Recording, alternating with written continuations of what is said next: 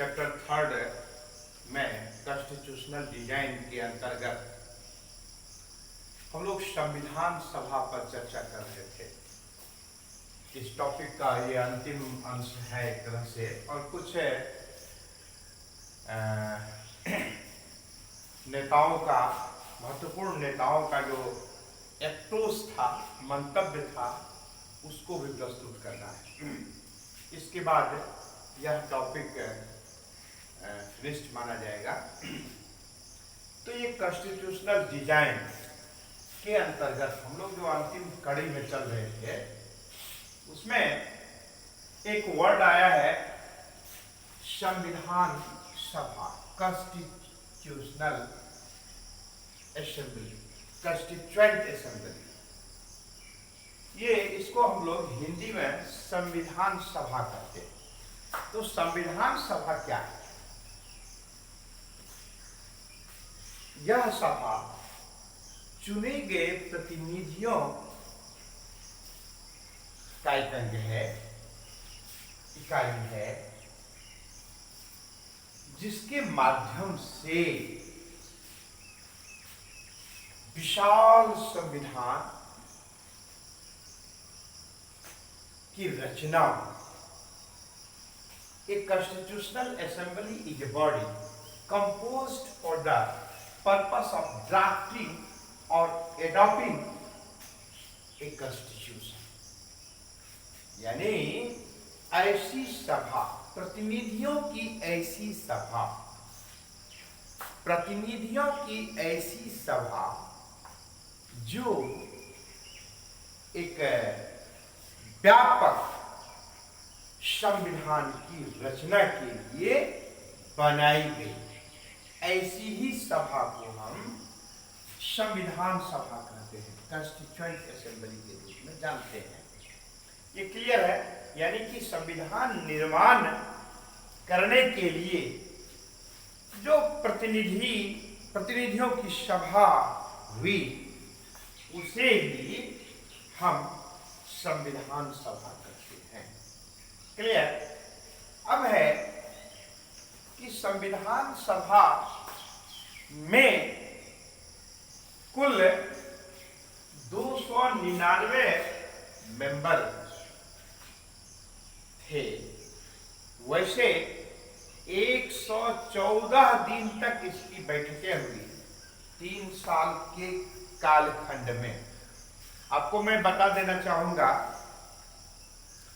कि जब दिसंबर 1946 ईस्वी में संविधान सभा का गठन हुआ, उसके तुरंत बाद भारत के 2 हिस्से हो गए, भारत का विभाजन हो गया, क्योंकि अंग्रेजों की नीति ही यही थी कि आजादी तो देंगे लेकिन दो टुकड़े बना गए। मुस्लिम समुदायों में इस प्रकार से जहर घोल दिया गया कि वो लोग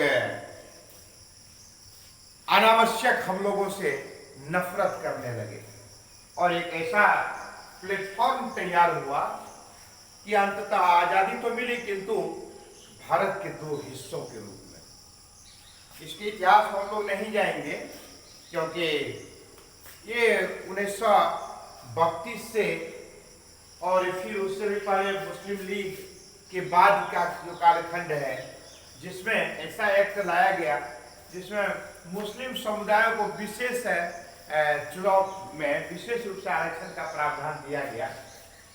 फिर उसके बाद हरिजन को तोड़ने का कार्य किया गया। तो ये सब अंग्रेजों की चाल थी देश के विभाजन के लिए। तो मैं उस हिस्ट्री में जाना नहीं पसंद करूंगा। तो जब संविधान सभा का गठन हुआ, उसके तुरंत बाद देश के टुकड़े 2 हिस्सों में बटे, देश बट गया। तो पहले जो संविधान सभा थी, इसके भी 2 हिस्से हो गए। एक हिस्सा को भारत का संविधान सभा कहा गया और दूसरे हिस्सा को पाकिस्तान का संविधान सभा। यहाँ आप देख रहे हैं assembly of Constituent Assembly of India and Constituent Assembly of Pak। तो इसके बाद एक लंबे कालखंड जो लगभग सामान्यतः लोग 3 वर्ष मानते हैं, भारत का संविधान जो बनकर तैयार हुआ, इसमें एक्चुअली 2 वर्ष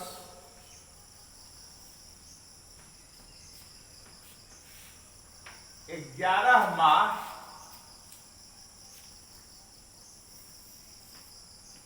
और 18 डेज का समय लगा, जिसमें 114 बैठकें हुई और प्रत्येक विषय पर, प्रत्येक बिंदु पर बहस हुई और जन कल्याण के लिए, राष्ट्र कल्याण के लिए सदैव ख्याल रखा गया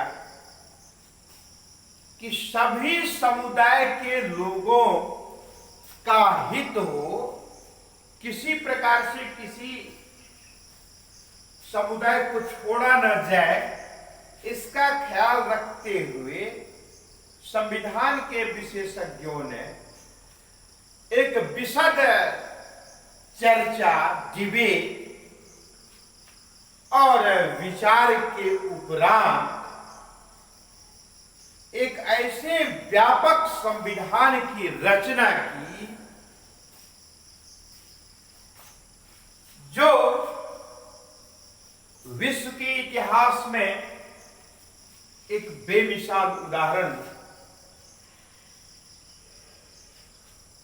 प्रस्तुत हुआ और तमाम समुदाय के लोग अपने देश के सहर्ष इस संविधान को स्वीकार करने के लिए तत्पर हो गया, क्योंकि सभी समुदायों के लोगों का प्रतिनिधित्व था संविधान सभा में। सभी वर्गों के लोगों के हित को ध्यान में रखते हुए इस प्रकार के संविधान की रचना हुई। इसीलिए आपको जानकर प्रसन्नता होगी कि भारत का संविधान को 70 वर्ष लगभग बने हुए या उससे भी अधिक हो गया है। आप कैलकुलेट कर लीजिए, आज तक अंततः कितना परिवर्तन हुआ, सामाजिक संरचनाओं में भी बहुत परिवर्तन हुआ, रहन सहन, चाल तौर तरीका, रीति रिवाज में भी बहुत हद तक परिवर्तन हुआ। किंतु चूंकि संविधान, अपने देश का संविधान एक ऐसा व्यापक संविधान बनकर तैयार हुआ, आज भी देश की जनता तहे दिल से संविधान को सहर्ष मानने के लिए कटिबद्ध है। इसी से संविधान की व्यापकता का पता चलता है। अब वैसे और भी कुछ नेताओं का जो अप्रोच है इसी संदर्भ में, उसको भी हम लोग रखेंगे, किंतु इसमें बेसिकली हम लोगों को देखना है और स्पष्ट करना है कि भारत का संविधान दुनिया के अन्य देशों के संविधान जैसा नहीं है कि कागज का टुकड़ा मात्र बनकर रह गया, कहीं पर मौखिक, कहीं पर लिखित, कहीं पर इंपॉर्टेंस दिया ही नहीं गया, कहीं पर बिल्कुल बदल ही दिया गया देश काल परिस्थिति के अनुसार से। किंतु अपना संविधान ऐसा व्यापक संविधान बनकर तैयार हुआ कि जिसमें प्रत्येक पहलू पर विचार किया गया, प्रत्येक वर्ग और समुदाय के लोगों का ख्याल रखा गया और इस प्रकार से संविधान की रचना हुई। तो और वह क्या है? आधार है, नींव है किसी देश को चलाने के लिए, रीढ़ है जिसके आधार पर कोई भी देश शासित होता है। और उन नियमों को संविधान में वर्णित, संविधान क्या है? वह नियमों का एक संग्रह है, संकलन है, जिसके आधार पर देश शासित होता है। देश की जनता उन नियमों को मानने के लिए तत्पर होते हैं, ताकि प्रत्येक गतिविधि व्यवस्थित तरीके से संचालित हो। इसके लिए संविधान आवश्यक है। अब है क्या कि आजादी हमें, यदि हम संविधान यानी फ्रीडम स्ट्रगल को पर अवलोकन करें तो उसका एक ही हम निचोड़ पर पहुंचेंगे अंततः कि हमें जो आजादी मिली है, अंग्रेजों ने ऐसे ही मुफ्त में आजादी नहीं दे दी। अपार धन जन के त्याग के उपरांत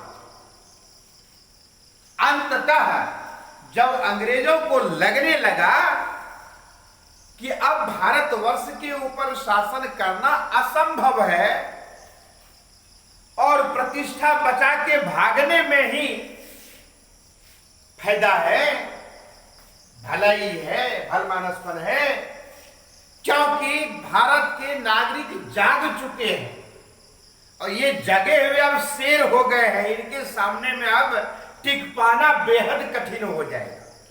इसीलिए प्रतिष्ठा बचाना है तो जल्दी भागो और देश को मुक्त कर दो। ऐसे ही नहीं हुआ तो बहुत कष्ट को झेलने के बाद, बहुत बड़ा त्याग करने के बाद, अपार धन जन की क्षति के बाद अंततः हमें आजादी मिली। तो इसी संदर्भ में पंडित नेहरू का जो वो कथन है वो मुझे हृदय को स्पर्श करता है। Before the birth of freedom we have endured all the pains of labour and our hearts are heavy with the memory of this sorrow. यानी यह जिस प्रकार से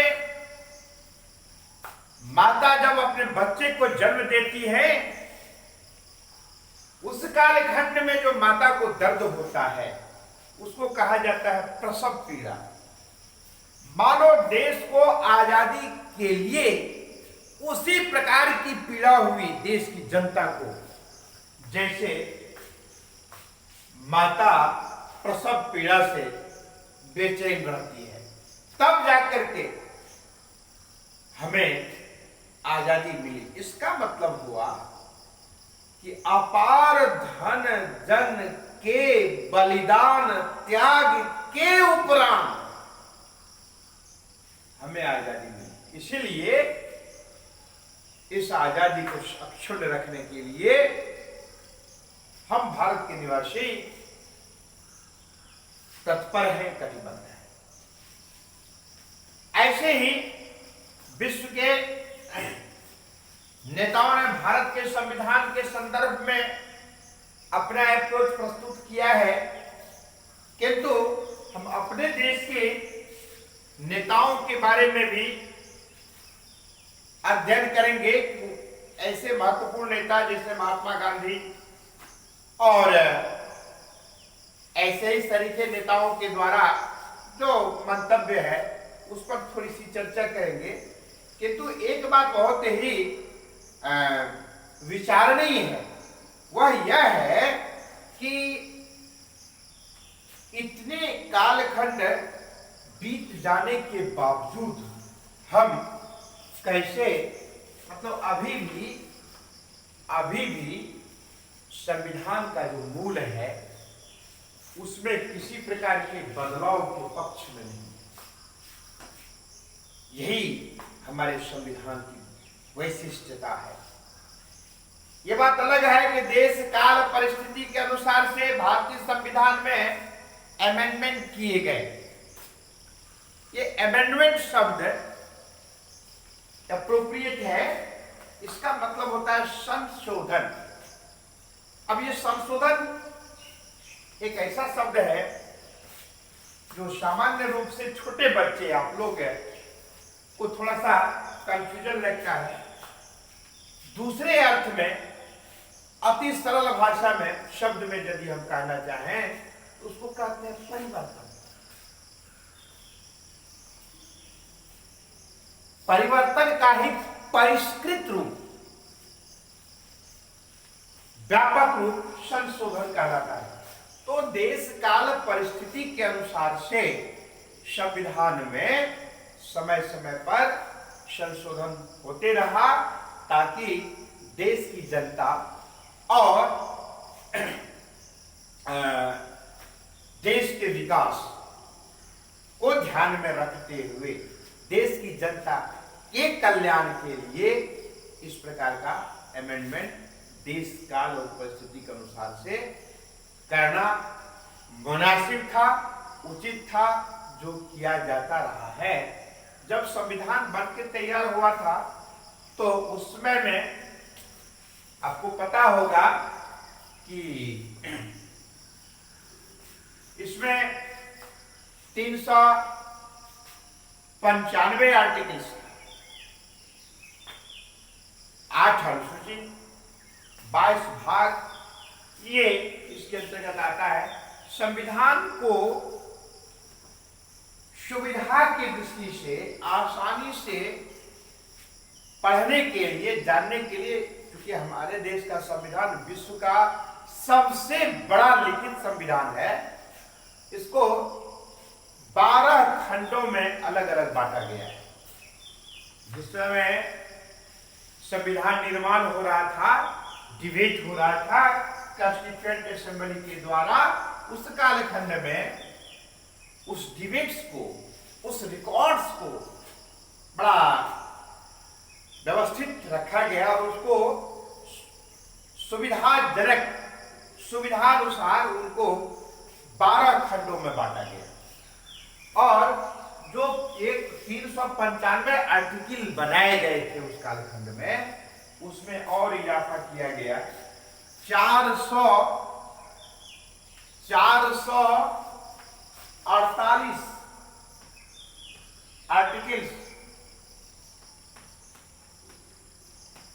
आर्टिकल्स हैं।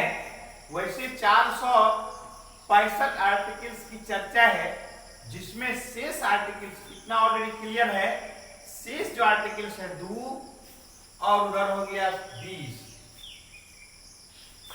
50, 10, 60, 10 और 5, 15, 17 आर्टिकल्स जो है वो विचाराधीन है। इसीलिए आप लोग कहीं कहीं देखते होंगे कि 465, ये 465 ऑलरेडी अभी क्लियर नहीं हो पाया है, 448 ही है, और शेष जो 17 आर्टिकल्स है वो अभी विचाराधीन है, उस पर चर्चा चल रही है। इसीलिए कहीं कहीं आप 465 भी देखते हैं। तो सोचिए कि 395 से 465, 448 और 465 वास्तव में परिस्थिति के अनुसार से, देश के हित के अनुसार से, देश की जनता के कल्याण के अनुसार से इस प्रकार का संशोधन, इस प्रकार का आर्टिकल्स को उसमें जोड़ते गए हैं। और आज आर्टिकल्स की संख्या 105 में, अमेंडमेंट की संख्या 110, 125 के आसपास हो गया है। तो इस प्रकार से समय समय पर वो होते रहता है, किंतु संविधान का जो थीम है, संविधान की जो आत्मा है, उस पर किसी प्रकार का बदलाव नहीं किया गया है। और इसी से भारत के संविधान की प्रामाणिकता का पता चलता है। तो इस तरह से क्लियर हो जा रहा है कि संविधान सब बनाने के लिए जो संविधान सभा का गठन हुआ, उसमें जो चर्चा हुई, उस पर जो डिबेट्स हुआ, उसमें जो बैठकें हुई, यह बहुत ही व्यापक स्तर पर चिंतन के उपरांत संविधान का निर्माण किया गया, जो एक आदर्श संविधान के रूप में विश्व में चर्चित है, जिसके आधार पर अपना देश शासित हो रहा है, पुष्पित हो रहा है, पल्लवित हो रहा है, और देश की जनता संविधान। यही कारण है कि कभी कभी नेताओं के बीच में यदि किसी बात को लेकर के विभेद होता है तो संविधान की दुहाई देना शुरू करते। क्यों? कि लोगों की आस्था, लोगों का विश्वास ही प्रमाणित करता है कि भारत का संविधान किस कदर आदर्श है। तो आज की कक्षा में हम लोग इतनी ही चर्चा करेंगे, और इसके पश्चात ये है, इसके पश्चात अगले दिन हम लोग विभिन्न जो नेता हैं जिनका अपना अपना अप्रोच है उस पर चर्चा करेंगे, और भारतीय संविधान का जो स्वरूप है उस पर चर्चा करके अगले दिन इसको हम इस चैप्टर को फिनिश करेंगे। आज की कक्षा में इतना ही। धन्यवाद।